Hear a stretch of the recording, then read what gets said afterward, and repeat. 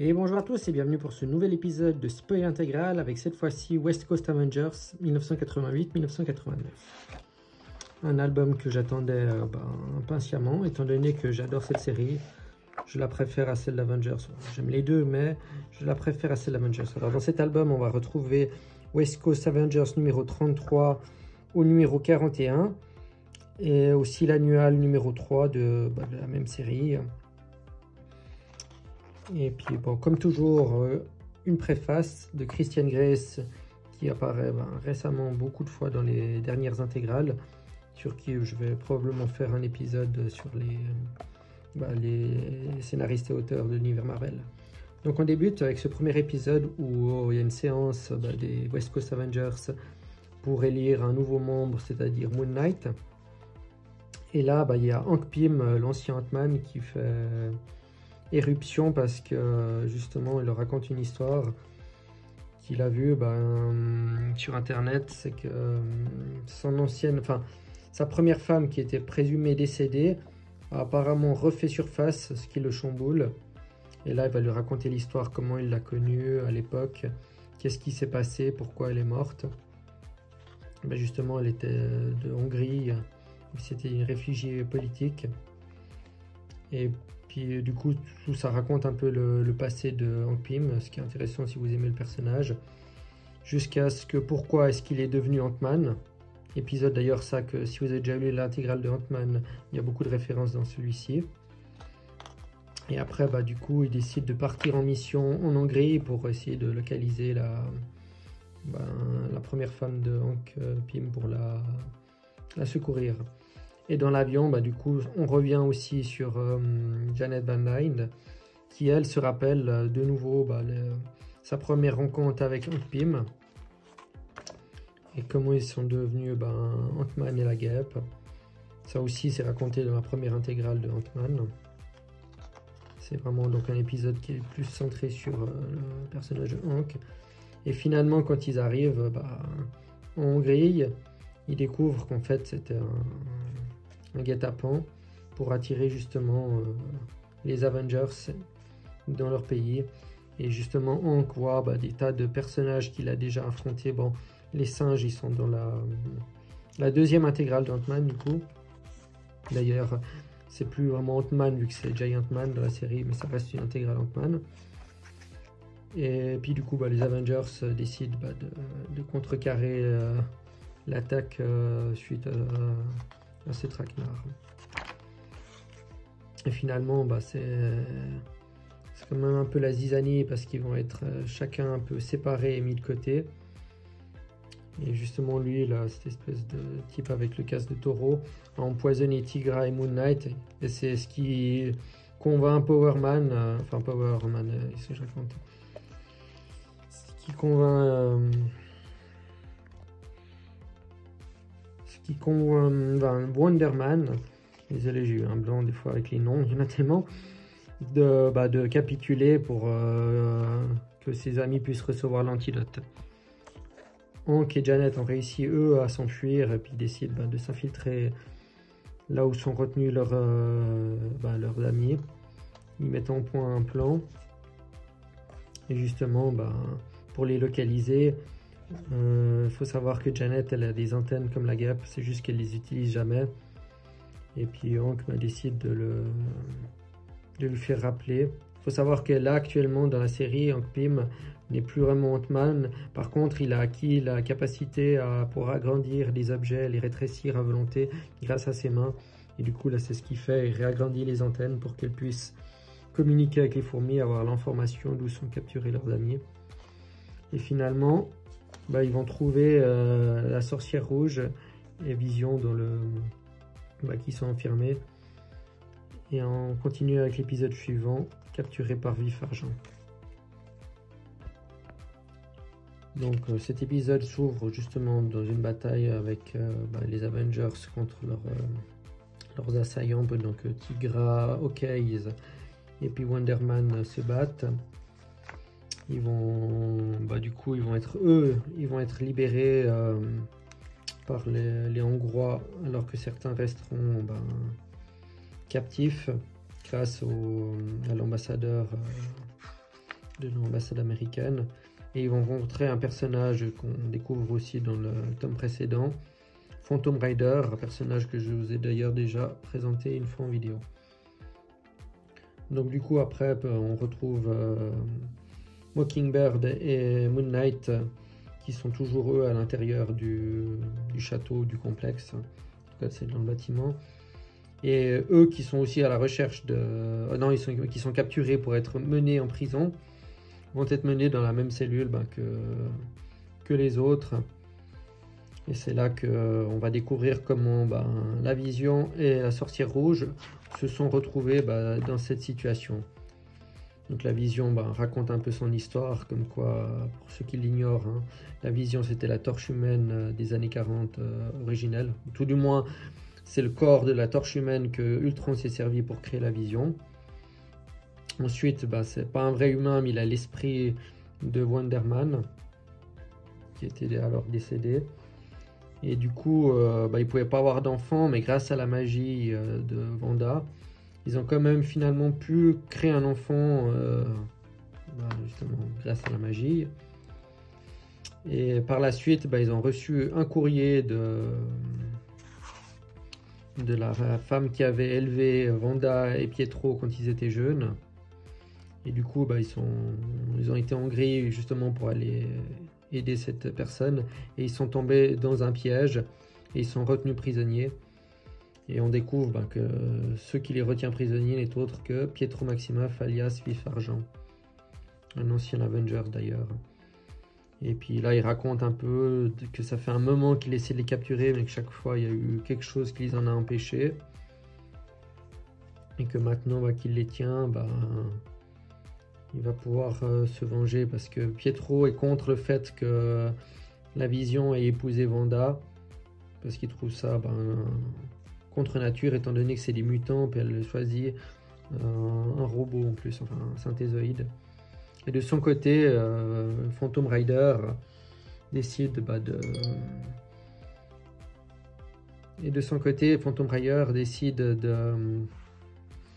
d'espionner ce qui se passe pour trouver où sont justement les prisonniers pour aller l'indiquer aux autres. Mais bon, après, si vous avez lu le tome précédent, il faut savoir que Phantom Rider, c'est un héros, mais c'est un semi-héros. Donc, du coup, il a un passif avec...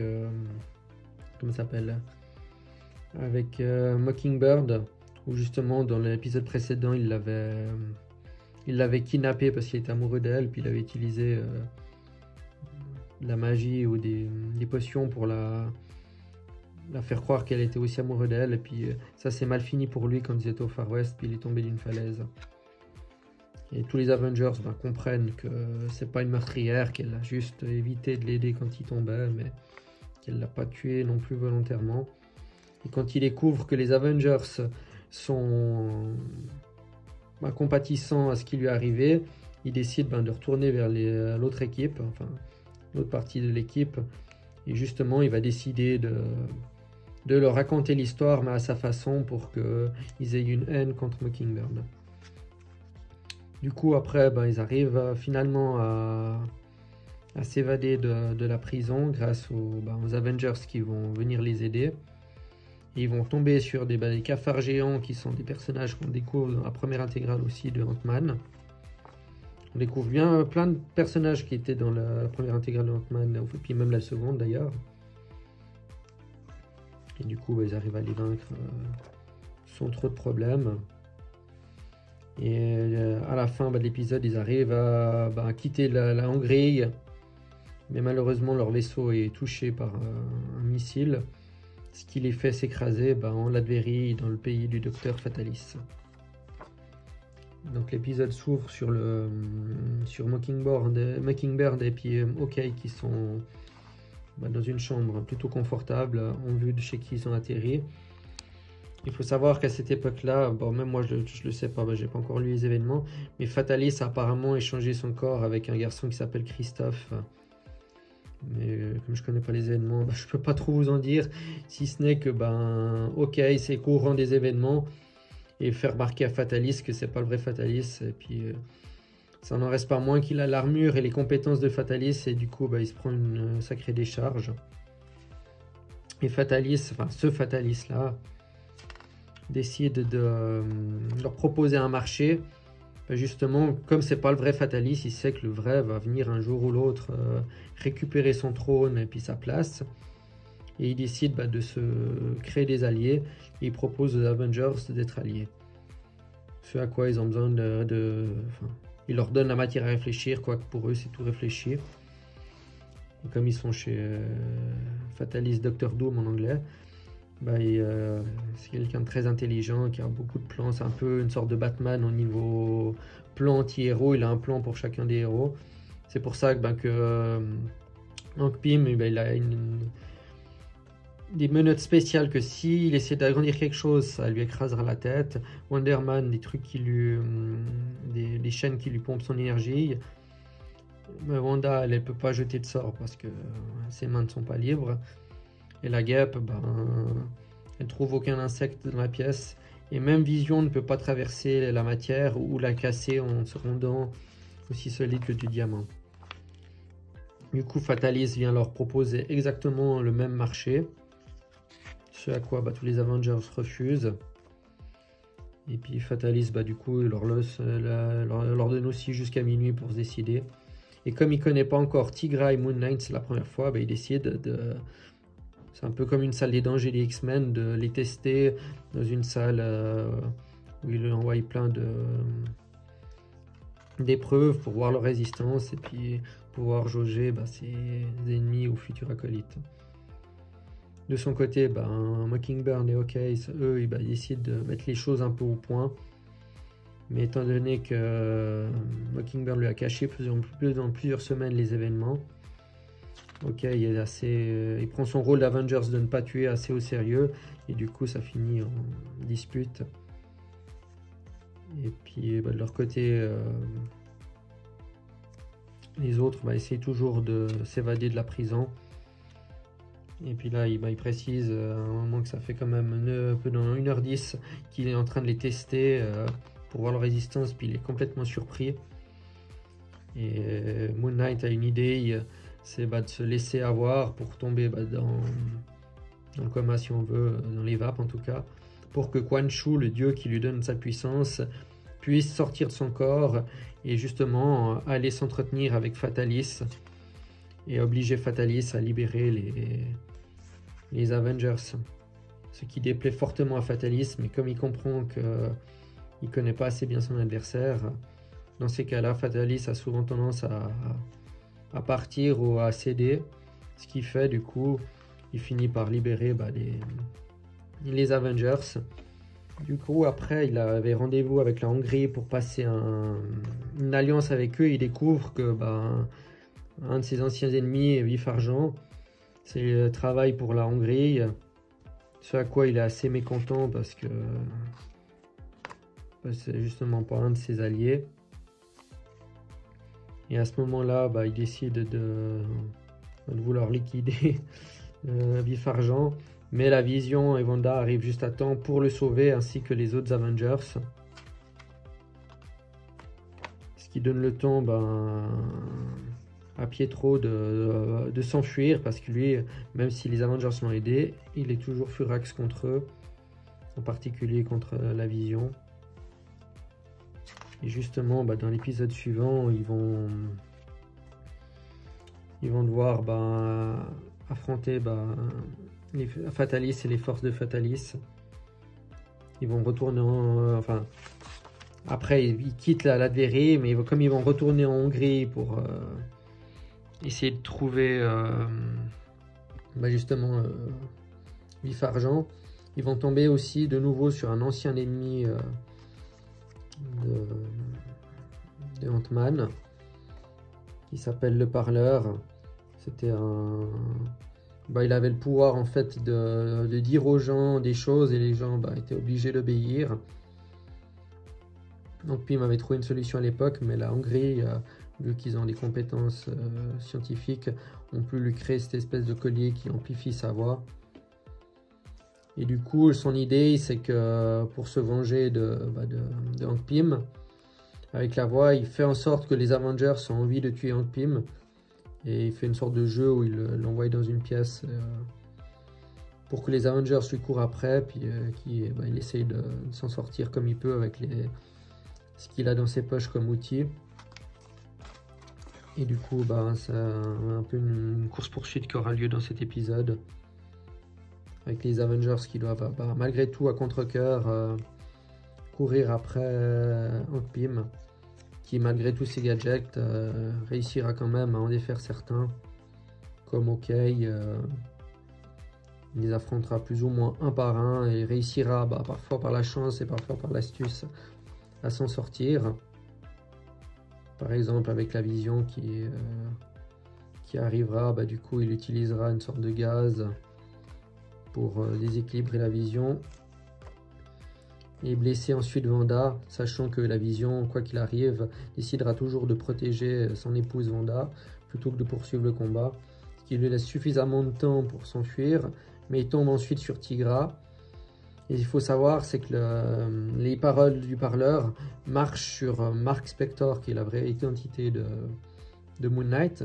Cependant, comme le corps est quand même contrôlé en partie par Quan Chu, en tout cas il a la puissance de Quan Chu, et du coup là c'est pas le vrai Mark Spector, c'est Quan Chu qui fait semblant de jouer le jeu, et grâce à Quan Chu, Hank Pym peut échapper à Tigra parce qu'il lui indique la mauvaise direction. Finalement il va tomber sur Mockingbird, mais bon, comme c'est qu'une humaine, il arrive quand même à s'en défaire assez facilement avec une nouvelle astuce, et il finit par trouver justement son ex-femme qui s'appelle Maria, et qui en fait n'a jamais été tuée, mais ils sont servis d'elle pour des expériences scientifiques. Il a revient un peu sur son passé, du coup en fait c'est devenu une espèce de super cerveau, un peu comme MODOK, avec une super intelligence, ce qui a permis autant d'avancées scientifiques pour créer des super vilains si on veut, par exemple Titanium Man, le Garde Rouge ou la Dynamo pour Titanium Man, mais du coup on découvre qu'elle était vivante, et c'est à ce moment-là que les Avengers sont arrivés auprès de lui, mais heureusement l'intervention de Pietro va faire que le parleur va perdre ses pouvoirs, parce que Pietro veut pas que ça soit le parleur qui puisse exercer sa vengeance, mais préfère que ce soit lui. Et puis ils arrivent quand même à s'en sortir et à quitter le pays malgré tout, pour retourner chez eux aux États-Unis. Dans l'épisode suivant, qui est la séparation, on va découvrir ce qui se passe après ces événements-là. Donc dans cet épisode, suite à la dispute entre Hawkeye et puis son épouse, l'équipe des Avengers va peu à peu, des West Coast Avengers va peu à peu se séparer, allant chacun un peu de leur côté, étant donné qu'une partie de l'équipe est pour le fait que Mockingbird n'a pas tué le Phantom Rider, et que c'est normal que ça peut arriver ce genre de choses, et l'autre équipe est contre, car ils auraient dû l'aider. Et du coup ça va scinder l'équipe en deux, et Hawkeye et Mockingbird décident de se séparer, et Mockingbird va quitter l'équipe, mais va prendre Tigra et Moon Knight vont décider de l'accompagner. Pendant que Hawkeye va rester avec Wonder Man, et Wanda et la Vision vont décider de rester le temps qu'ils trouvent des nouveaux membres, alors que les anciens membres, les membres qui viennent de partir reviennent. Et puis il y a Mantis qui va revenir, c'est un personnage qu'on a pu découvrir dans les précédentes histoires. Elle ne fait pas encore partie des Gardiens de la Galaxie, si vous vous demandez. Qui revient et puis qui les attaque sans raison. Puis bon, ça fait de nouveau des scènes de combat. Et puis pour les pouvoirs qu'elle a, elle est quand même assez puissante pour tenir en respect les Avengers jusqu'à ce que Hawkeye finalement réfléchisse et se dise bah tiens, elle nous attaque sans raison. Et puis si le parleur était de nouveau là, et justement il va aller chercher et puis il va trouver que le parleur est en effet toujours bien actif. Et il va l'obliger justement à libérer Mantis du contrôle mental pour savoir ce qu'il venait faire ici. Et puis du coup il va le désactiver de nouveau son appareil qui lui permet d'amplifier sa voix pour contrôler les gens. Et dans l'épisode suivant, c'est un épisode, ça fait un peu un saut dans le temps, c'est un épisode qui se déroule, qui fait partie d'un événement qui s'appelle la guerre de l'évolution avec le maître de l'évolution. Puis ils ont juste mis l'annual d'Avengers dedans, vu que ça fait partie de cette intégrale, mais en fait on est déjà dans le vif des événements quand on commence cet épisode. Donc cet épisode s'ouvre avec le maître de l'évolution qui, c'est en cours de route dans l'événement, comme je le disais, qui s'appelle Evolution War, donc la guerre de l'évolution, où celui-ci veut mettre à projet son plan de, pas détruire le monde, mais d'envoyer une bombe sur le monde pour faire muter tous les humains. Il faut savoir qu'il a capturé Bill Foster, qui est aussi un Giant Man, pour être précis Black Goliath, et du coup il veut, pour mener à bien son plan, il a besoin de vibranium qui se trouve au Wakanda, où justement Black Panther à l'aide de ses troupes essayer de repousser les soldats du maître de l'évolution. Et par la suite c'est là que les West Coast Avengers vont arriver suite à un appel qu'ils ont reçu pour venir prêter main forte au Wakanda. Et justement, c'est là qu'il raconte un peu l'histoire de Black Goliath, comment c'est arrivé qu'il se fasse capturer. Et puis, après c'est une histoire, même si on n'a pas lu tous les événements, elle reste quand même un peu indépendante, donc c'est encore assez facile de se plonger dedans dans les événements en cours. D'autant plus que ça c'est un épisode, en fait il est en deux parties. C'est un annual, mais il est fait en deux parties, vous verrez. Donc du coup les West Coast Avengers se battent au Wakanda contre les troupes du maître de l'évolution face à leurs super soldats.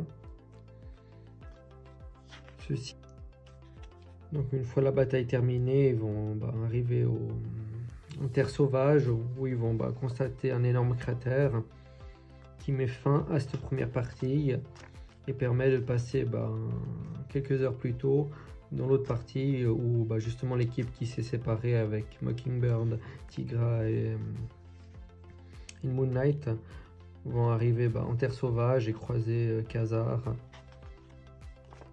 qui est revenu vivre en terre sauvage. Apparemment il est parti parce que la terre sauvage avait disparu, mais le maître de l'évolution l'a ramené. Et puis ils vont aussi voir qu'il y a Shanna, la reine de la jungle, qui est avec Khazar, qui a eu un enfant. Ce qui peut mettre un peu mal à l'aise Moon Knight, étant donné que les pouvoirs de Moon Knight viennent de Khonshu, le dieu de la vengeance. Finalement, ils vont aller à la base du maître de l'évolution pour justement en apprendre plus sur la raison pour laquelle il a ramené la Terre sauvage et il est sur Terre. Puis le maître de l'évolution, il est franc avec eux, il dit simplement que son but c'est de détruire la Terre pour faire muter tous les humains. Donc forcément, l'autre partie, les West Coast Avengers, va tout faire pour lui en empêcher. Le maître de l'évolution va les mettre dans un labyrinthe, les faire affronter des robots pour les tester génétiquement, voir comment ils sont, étant donné que c'est un scientifique qui c'est un généticien. Et du coup, il va être surpris de voir les capacités que ses adversaires ont. Et Bill Foster, en fait, qui a envoyé le message aux autres West Coast Avengers qui ont été au Wakanda, pense que eux sont venus parce qu'ils ont eu son message. Alors c'est là qu'il en profite pour tenter sa chance pour s'évader, de rejoindre les West Coast Avengers, enfin cette partie-ci en tout cas. Et après, du coup, il y a Mockingbird qui va affronter le maître de l'évolution, mais comme celui-ci a eu accès au sérum pour grandir de Black Goliath, il va l'utiliser pour devenir géant. Et c'est là que Black Goliath, qui avait gardé une dose de son sérum en secret, va l'utiliser pour grandir à nouveau et affronter le maître de l'évolution pour porter main forte aux West Coast Avengers. Donc, ce qu'il faut savoir sur Bill Foster de cette période, de ce qu'ils nous disent dans l'histoire, c'est qu'apparemment il a arrêté d'être un super-héros parce que chaque fois qu'il grandissait, ça l'a traumatisé physiquement, ce qui lui a créé un cancer. Et du coup, il pouvait plus se transformer.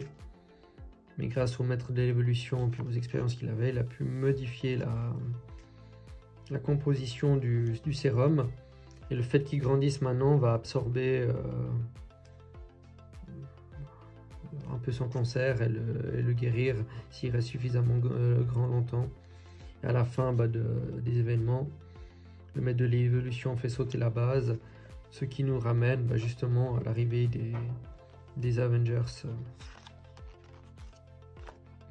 Ensuite, dans l'épisode suivant qui se passe une fois que tous ces événements se sont terminés et que les Avengers sont revenus à leurs habitudes, quoi. Bon, ça c'est encore l'annual, hein, ils nous montrent on fait chaque fois des photos en fonction de chaque héros, on peut découvrir Hawkeye, Wonder Man, la sorcière rouge et Vision, Tigra. À l'époque, ils faisaient souvent dans les numéros, par exemple dans les annuals, des posters exprès pour les fans. Mockingbird, Mantis, Dr. Pym et Moon Knight. Personnellement, en tout cas, j'aime assez quand ils font ce type de poster, c'est assez esthétique. Il y a même des vilains comme Maître Pandemonium, ou bien là, en bonus, un épisode inédit d'une fourre alternative. Donc, comme je disais, après, là, ils reviennent directement dans leur continuité normale. Donc ça, j'imagine que c'est à la fin des événements où ils rentrent chez eux. Ils vont affronter un nouvel adversaire qui s'appelle le Rédempteur, il me semble, qui absorbe en fait le pouvoir des gens en les envoyant dans une dimension annexe. Et toutes les personnes qu'il envoie dans la dimension annexe, il les tire sur leur énergie pour devenir à chaque fois plus puissants. Ce qui va attirer l'attention des West Coast Avengers quand ils vont découvrir ça. D'ailleurs là, l'épisode, il est un peu... Je trouve que ça rentre un peu vite en action. Bon, c'est bien, mais on sait pas comment les West Coast Avengers ont été au courant de ces agissements et tout. Mais bon, ça reste un épisode qui a quand même un peu d'action. Donc du coup, après, ils vont venir... Quand ils apprennent que le Rédempteur, que c'est un rocker, va donner un concert où justement il a l'intention d'absorber toutes les personnes au concert pour devenir super puissant, Wonder Man décide avec les autres d'intervenir pour justement l'en empêcher. D'ailleurs là on voit qu'il y a Iron Man qui est revenu aussi dans l'équipe, parce qu'Iron Man avait eu des soucis dans sa vie personnelle dans la série Iron Man, et il s'était absenté quelque temps. D'ailleurs, on voit aussi qu'il y a de nouveau le Dr. Pym qui était censé trouver un remède pour son ex-femme, qui est aussi revenu dans l'équipe. On voit qu'il y a aussi Mockingbird. Donc, comme je disais, ouais, ça fait bizarre, ça fait un trou. On a l'impression qu'il manque des éléments de l'histoire. Bon, c'est bien le numéro suivant, mais je pense que c'est expliqué plus si on a l'occasion de suivre tous les événements qui sont passés dans Evolution War avec le maître de l'évolution. Donc forcément à la fin, sans surprise, ils vont réussir sauver les gens dans l'autre dimension grâce à Hank Pym qui a une idée de créer comme il a le pouvoir d'agrandir les choses, il agrandit une corde pour pouvoir aller dans la dimension et ensuite évacuer tout le monde à l'aide d'un skateboard géant. Et puis en sortant tout le monde de la dimension, ça va enlever les pouvoirs du Rédempteur qui sera suffisamment affaibli pour qu'il puisse l'arrêter et mettre fin à ses agissements. Et c'est sur ça que se termine cet épisode. Et ensuite les Avengers qui rentreront chez eux vont avoir un problème avec leur vaisseau et s'écraser justement là où leur mènera leurs prochaines aventures. Donc dans cet épisode, les Avengers ont été amenés à retourner au Vietnam dans le temple où a été élevé Mantis et où est mort le Spadassin. Donc au début de l'épisode, il y a une perte de contrôle du vaisseau de la part de Hawkeye qui les mènera justement à s'écraser. Et du coup, ils vont quand même arriver à leur destination pour aller récupérer les enfants de Wanda et de la Vision chez la mère de Wonder Man et puis la mère, on va dire, adoptive de la Vision. Ensuite, Wanda va décider de rester avec la maman quelque temps, le temps que eux partent en mission. De leur côté, Tigra et Moon Knight ainsi que Mockingbird sont aussi de retour de la Terre sauvage avec Bill Foster avec qui ils vont se séparer. Pour que Bill, son but c'est d'aller voir le Dr Pym pour qu'il l'aide à le guérir.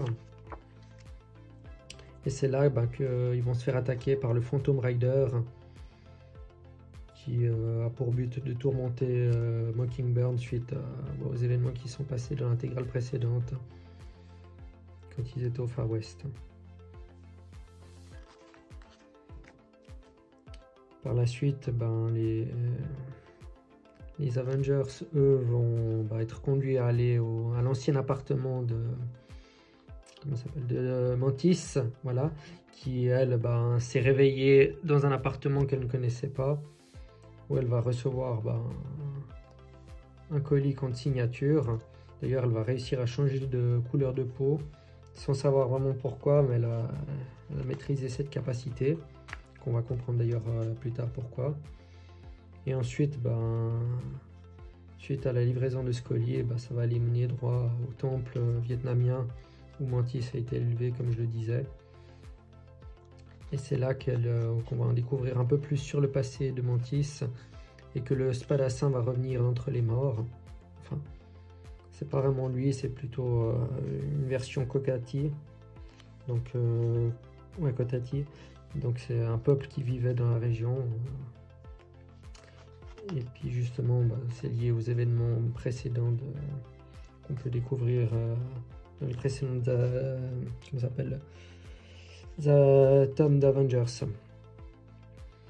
Du coup, ils vont se battre contre le Spadassin, mais le Spadassin, lui, comme c'est un Kotati, mais il a juste l'essence du Spadassin, il sait ce qu'il doit faire avec Mantis.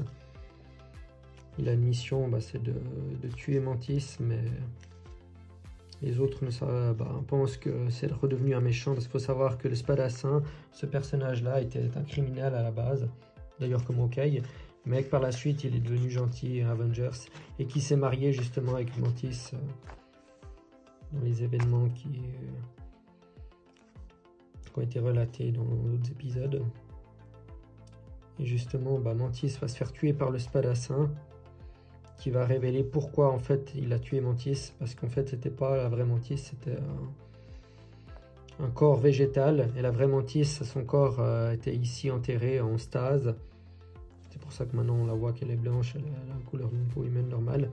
Elle raconte l'histoire qu'en fait quand ils ont procréé dans l'espace pour accomplir c'est la Madone Céleste, en fait les vrais corps ont été enterrés là, et c'est les esprits qui ont été dans l'espace pour accomplir le rituel qu'ils devaient accomplir. Et maintenant qu'elle a accompli son devoir et que le Spadassin a libéré, D'ailleurs, on voit qu'elle a rencontré aussi le Silver Surfer quand elle était dans l'espace. Elle, bah, du coup, maintenant, elle est libérée de son devoir, puis c'est devenu une humaine normale, enfin une humaine, un être qui est plus lié à cette mythologie. Et justement, bah, dans l'épisode suivant, ils vont retourner aux États-Unis, ils vont se faire attaquer par une association de super vilains.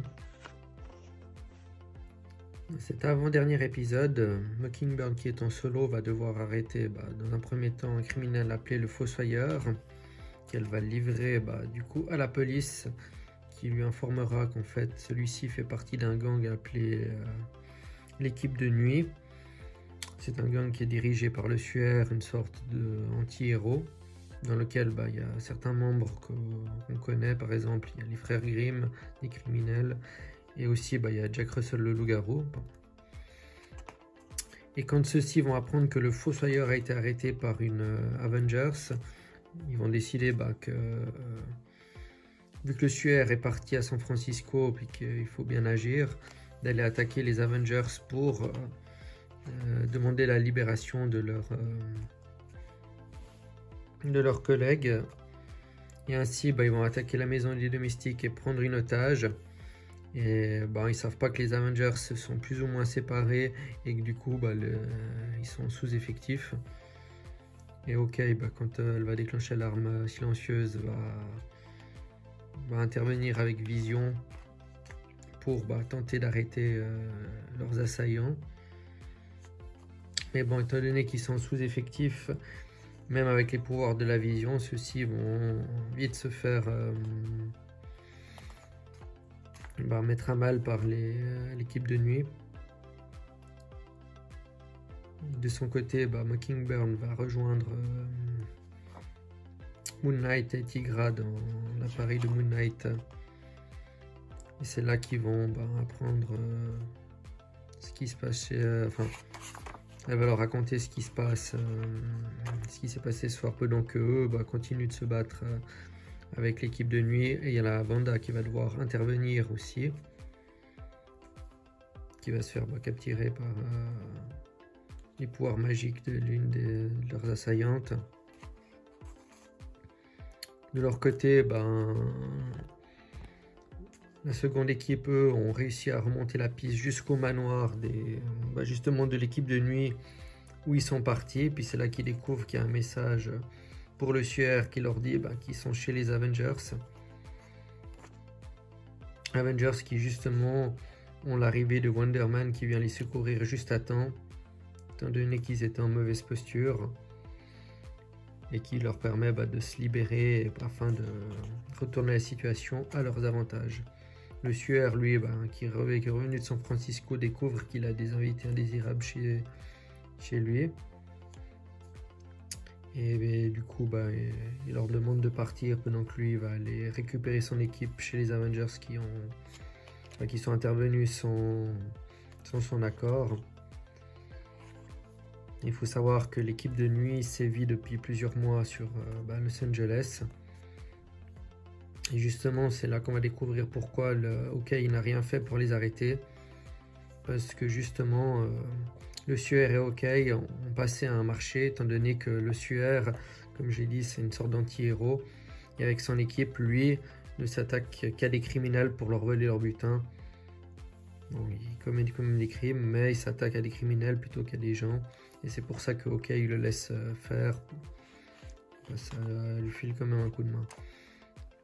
Concernant le dernier épisode de cet album, qui est pour moi l'un des meilleurs de celui-ci, surtout si vous aimez comme moi le personnage de Phantom Rider, on va découvrir plein de révélations. Alors le début d'épisode débute à Asgard, avec une bataille avec des dieux qui vont nous... il y a Seth, l'un des dieux, qui va justement compléter pour conquérir l'univers. Et ensuite on bascule directement sur la seconde équipe des Avengers, enfin l'autre moitié, avec Mockingbird, Moon Knight et Tigra, qui sont avec Damon Hellstrom, qui est le fils de Satan, qui vont justement voir l'arrière-petit-fils du Phantom Rider, Lincoln Slade, qui est le Phantom Rider qui a retenu en otage contre son gré Mockingbird. Et justement, ils vont utiliser la magie avec un pentacle pour faire sortir l'esprit du corps de son descendant. Et c'est là qu'ils vont découvrir qu'il y a 2 Phantom Riders. Et justement, c'est un épisode riche en informations pour ce personnage, car on va découvrir que justement le Ghost Rider original Carter Slade a été tué, et que c'est son frère Lincoln Slade qui n'était pas digne d'être un Phantom Rider, qui a plus ou moins usurpé ses pouvoirs. De son côté, Moon Knight va également être libéré par Damon Hellstrom de la possession de Khonshu. Khonshu qui est un dieu qui voulait expérimenter la vie d'un mortel, faire partie de l'équipe des Avengers à titre personnel pour faire une expérience. Et justement, les hordes de Seth qui est en train d'attaquer Asgard ont détecté la venue de Khonshu, qui est une menace pour Seth également, étant donné que c'est un dieu qui fait partie du même ordre, donc dans les dieux égyptiens, et vont se mêler à la bataille qui a lieu actuellement entre le Phantom Rider, les Avengers et puis Moon Knight. Tigra, elle, va devoir combattre les ennemis, mais va devenir foudrage à force de les combattre. Elle va laisser son côté sauvage prendre le dessus. Eux, du coup, comme ils sont dans la forme astrale, vu que ce sont des esprits, ils vont s'entretuer. Mais étant donné que ces 2 esprits, ils peuvent quand même se blesser l'un l'autre. Justement, là, c'est là que Carter Slade va faire la révélation à son frère, qui n'aurait jamais dû devenir un Phantom Rider. Mockingbird va d'ailleurs devoir calmer aussi Tigra pour lui rappeler qu'on ne tue pas, parce que vu que elle est devenue sauvage, elle commence à devenir trop agressif même avec les hordes de Seth. Et justement à la fin du combat entre les 2 frères, ils vont choisir du coup de fusionner, l'arrière-petit-fils de Carter Slade va décider de fusionner avec l'esprit de Carter Slade justement pour devenir le Phantom Rider des esprits modernes, des temps modernes actuels. Et du coup, Mark Spector, qui est le Moon Knight et qui n'est plus possédé par Khonshu, va retrouver ses esprits et sa personnalité. Et c'est là que Khonshu va lui dire que leur collaboration va devoir s'arrêter ici, car lui doit justement aller combattre Seth, et puis qu'il avait fini d'expérimenter ce qu'il voulait expérimenter. Et à la fin, Damon Hellstrom va envoyer dans l'au-delà les 2 esprits de Carter Slade et de Lincoln Slade.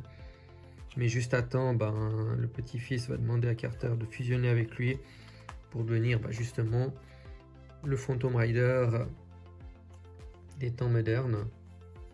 Mais à la fin, l'équipe, après tout ça, va commencer la seconde partie de l'équipe va commencer à se scinder, car c'est là que Moon Knight se rend compte que en fait tout ce qu'il avait fait pour devenir membre des Avengers, c'était à cause de Khonshu, que c'est pas lui qui avait envie. Et du coup, il a envie de partir de son côté. Mockingbird, pareil. Et du coup, Tigra se retrouve toute seule, elle ne comprend plus trop ce qu'elle doit faire.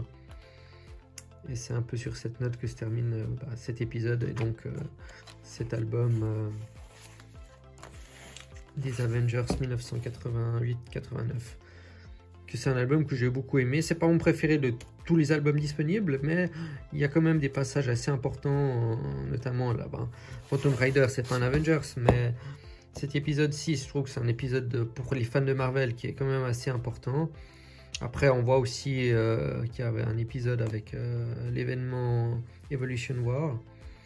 Et puis il y a aussi le fait que la Vision et Wanda viennent rejoindre l'équipe et que l'équipe se sépare. Mais c'est un album que j'ai plutôt bien aimé et que j'ai eu plaisir à partager avec vous. Et j'espère que vous aurez aimé la vidéo. Si c'est le cas, n'hésitez pas à liker, à m'écrire un petit commentaire, à partager la vidéo et à vous abonner pour plus de présentations.